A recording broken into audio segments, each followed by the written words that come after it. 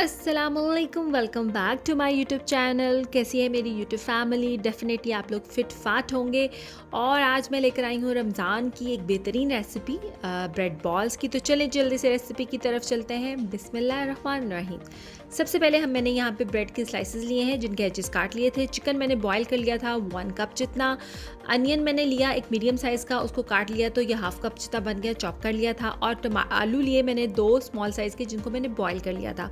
उसके बाद यहाँ पे मैंने टमाटर लिया 1 और मिर्चें ली 2 जिनको मैंने इकट्ठा चॉप कर लिया, बारीक चॉप करना है, ठीक है। देन हमें चाहिए हाफ़ टी स्पून जितना काली मिर्च, 1 टेबल स्पून जितना तिक्का मसाला, और ज़ीरा चाहिए 1 टीस्पून जितना। चिकन पाउडर हमें चाहिए 1 टेबल स्पून जितना। और ब्रेड क्रम्स हम तकरीबन रिक्वायर्ड भी है जितना आपको चाहिए, 1 कप इज़ इनफ। और एग्स हमें चाहिए 2 वाले, बड़े वाले लीजिएगा। और नमक चाहिए हमें हस्बे ज़ायका, ये 1 टीस्पून। सबसे पहले मैंने पैन लेना है और उसमें मैंने ऑयल डाल देना है 1 टेबल स्पून जितना, इससे ज़्यादा नहीं डालिएगा। देन मैं इसमें डालूँगी अनियंस और उसको अच्छे से जो है सौते कर लूँगी। इसको आपने ब्राउन नहीं करना, जस्ट सौते करना है। देन हम इसमें ज़ीरा डाल देंगे जो हमने लिया है हाफ़ टी स्पून जितना। मसाले मैंने बहुत लाइट रखे हैं, उसकी वजह यह है कि रमज़ान में हल्का मसाला अच्छा लगता है, बहुत तेज़ मिर्चें अच्छी नहीं लगती। उसके बाद जो है इसमें मैंने 2 हरी मिर्चें ली थी और टमाटर लिए थे जिसको मैंने बारीक जो है चॉपराइज़ कर लिया था।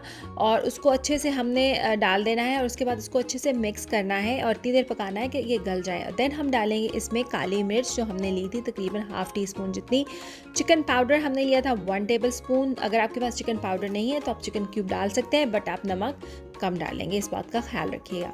उसके बाद जो है इसमें हमने नमक डाल देना है जो तकरीबन हाफ़ टी स्पून से 1 टीस्पून के दरमियान में था। फिर भी आप टेस्ट कर लें, कम लगे तो और डाल लीजिएगा।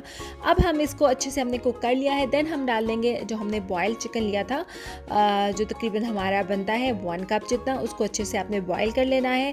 और वो डाल के फिर हम इसमें डालेंगे टिक्का मसाला जो आप किसी भी ब्रांड का ले सकते हैं। मैंने वैसे यहाँ पे नेशनल का यूज़ किया था क्योंकि मुझे बहुत पसंद है नेशनल के जो मसाले हैं। उसके बाद हम आलू डालेंगे। पहले मैं हाफ़ डालूंगी और हाफ़ को रख दूंगी, अच्छे से मिक्स करेंगे। देन हम डालेंगे। पूरी कोशिश कीजिएगा कि टमाटर बहुत अच्छे से बॉयल हुए हों, जितने स्मूथ होंगे उतने ही मज़े की इसकी जो है ये स्टफिंग बनेगी। तो अब मैं बाकी आलू भी डाल दूंगी और इसको अच्छे से मिक्स कर लूँगी। ऑलमोस्ट ये हमारा रेडी हो चुका है। अब हम इसको जो है अच्छे से मिक्स करने के बाद ठंडा होने के लिए रख देंगे। ब्रेड की बहुत ज़्यादा रेसिपीज़ बनती हैं, ब्रेड रोल्स बनते हैं, ब्रेड जो है सैंडविचेस बनते हैं।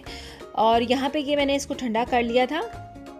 अंडा है जो 2 हैं जिनको मैंने फेंट लिया है अच्छी तरीके से। ब्रेड क्रम्स है, इनको मैंने बड़ी प्लेट में डाल लिया है जो तकरीबन 1 कप जितने थे। और स्लाइसेस यहाँ पे तकरीबन मेरे पास 9 से 10 हैं जिनके एजेस को मैंने रिमूव कर लिया था।